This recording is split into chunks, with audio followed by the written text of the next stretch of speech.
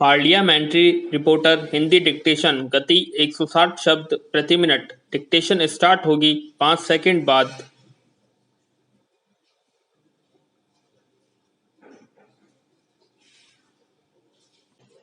Start. माननीय उपसभा अध्यक्ष जी, कठपुतली का खेल अत्यंत प्राचीन नाटकीय खेल है जो समस्त सभ्य संसार में प्रशांत महासागर के पश्चिमी तट से पूर्वी तट तक व्यापक रूप में प्रचलित रहा है। यह खेल गुड़ियों अथवा पुतलियों यानी पुतलिकाओं द्वारा खेला जाता है।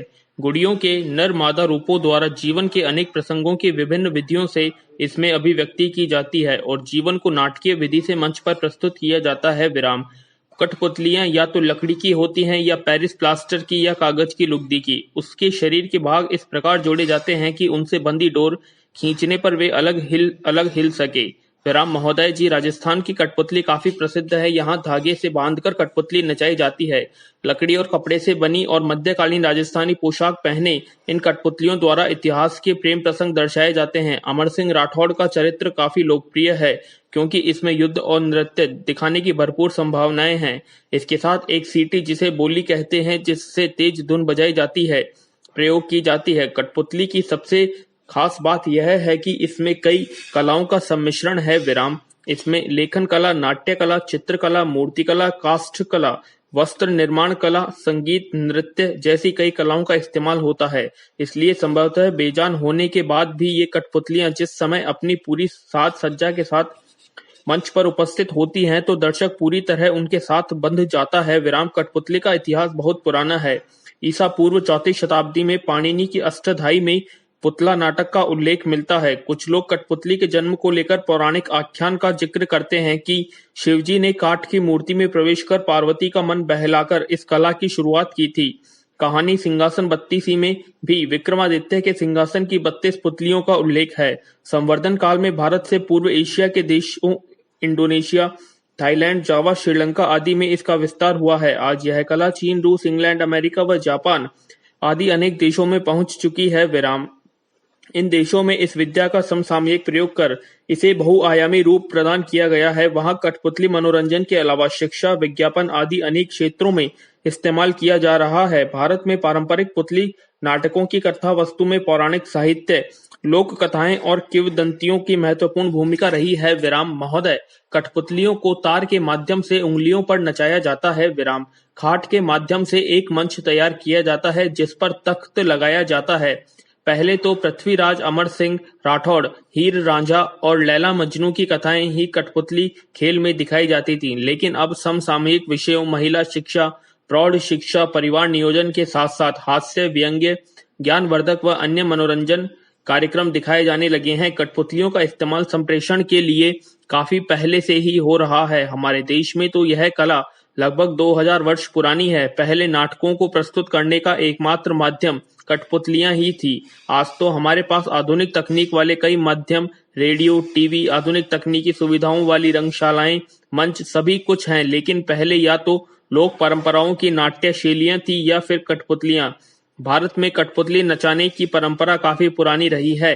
धागे से दस्ताने द्वारा व छाया कठपुतलियां काफी प्रसिद्ध है और परंपरागत कठपुतली नृतक स्थान स्थान जाकर लोगों का मनोरंजन करते हैं। विराम। इनके विषय भी ऐतिहासिक प्रेम प्रसंगों व जनश्रुतियों के लिए जाने जाते हैं। इन कठपुतलियों से उस स्थान की चित्रकला, वास्तुकला और वेशभूषा का पता चलता है जहां से वे आती हैं। विराम। उत्तर प्रदेश में सबसे पहले कठपुतलियों के माध्यम का इस्तेमाल शुरू हुआ था। शुरू में इनका इस्तेमाल प्राचीन काल के राजा महाराजाओं की कथाओं, धार्मिक पौराणिक आख्यानों और राजनीतिक व्यंग्यों को प्रस्तुत करने के लिए किया जाता था। विराम। उत्तर प्रदेश से धीरे धीरे इस कला का प्रसार दक्षिण भारत के साथ ही देश के अन्य भागों में भी हुआ। विराम। एक बड़ी सी कठपुतली नचाने वाले की कमर से बंधे खंबे से बांधी जाती थी और वह पर्दे के पीछे रहकर डंडों की सहायता से उसे नचाता है। विराम। उड़ीसा के नाच में कठपुतलियां छोटी होती हैं और नचाने वाले धागे और डंडे की सहायता से उन्हें नचाता है। विराम। दस्ताने वाली कठपुतलियां नचाने वाला दर्शकों के सामने बैठकर ही उन्हें नचाता है। इस किस्म की कठपुतलियों का नृत्य केरल का एक नृत्य है। विराम। राजस्थान के गांवों में कोई भी मेला, धार्मिक त्योहार या सामाजिक मेलजोल कठपुतली नाच के बिना अधूरा है। विराम।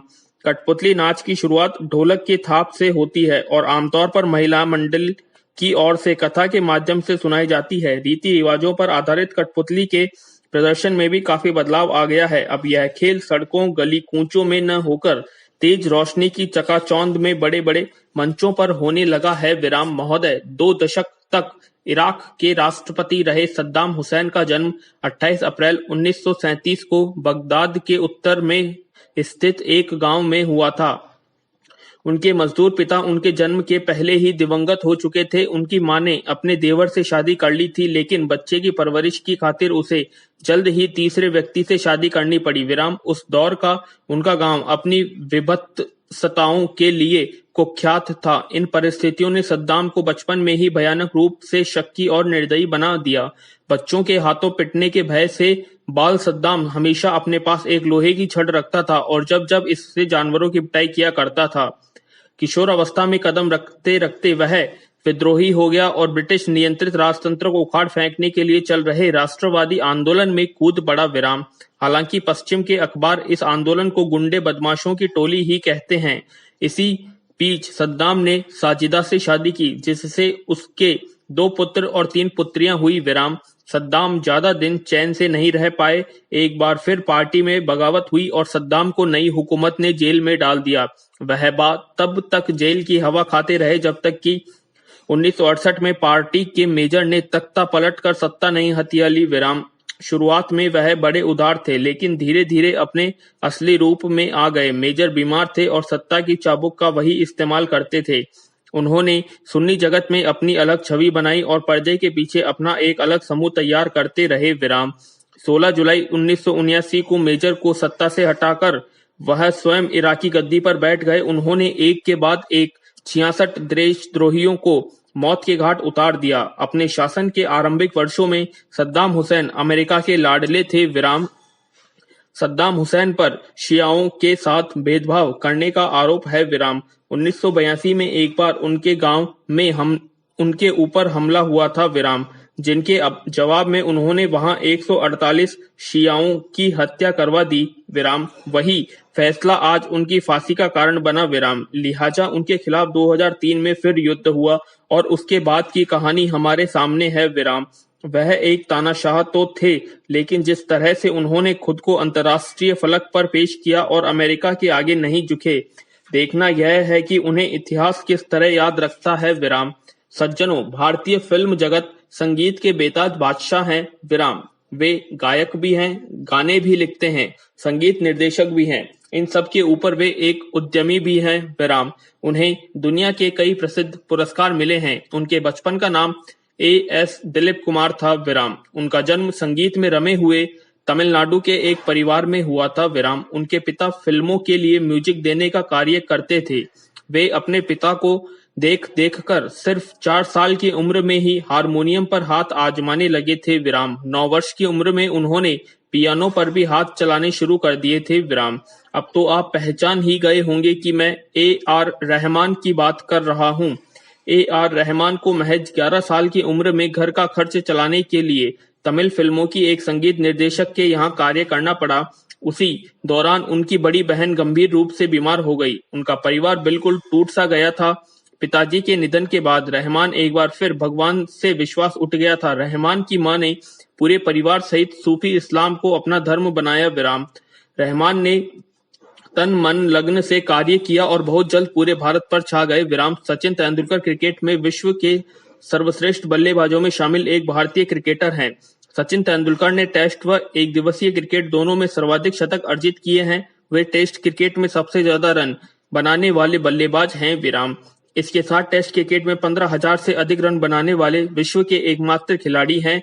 एक दिवसीय मैचों में भी उन्हें कुल सर्वाधिक रन बनाने का कीर्तिमान प्राप्त है। विराम वह 2 बार भारतीय टीम के कप्तान बने। विराम सचिन ने अंतर्राष्ट्रीय टेस्ट क्रिकेट में पदार्पण 15 नवंबर 1989 को पाकिस्तान के खिलाफ कराची में किया तथा सचिन ने अपना पहला एक दिवसीय क्रिकेट मैच भी पाकिस्तान के खिलाफ 18 दिसंबर 1989 को खेला। विराम 5 फुट 5 इंच लंबे तेंदुलकर अपने कद की कमी को लेकर अपने पैरों में फुर्तीलेपन से पूरा करते हैं। क्रिकेट इतिहास के महानतम खिलाड़ियों में से एक खिलाड़ी ने तेंदुलकर की यह कहते हुए प्रशंसा की कि पिछले 50 वर्षों में अंतर्राष्ट्रीय क्रिकेट खेलने वाले बेशुमार बल्लेबाजों में सिर्फ तेंदुलकर उनकी शैली के निकट पहुंच सके हैं, वे क्रिकेट जगत के सर्वाधिक प्रायोजित खिलाड़ी हैं और विश्व भर में उनके अनेक प्रशंसक हैं। उनके प्रशंसक उन्हें प्यार से लिटिल मास्टर व मास्टर ब्लास्टर कहकर बुलाते हैं। विराम।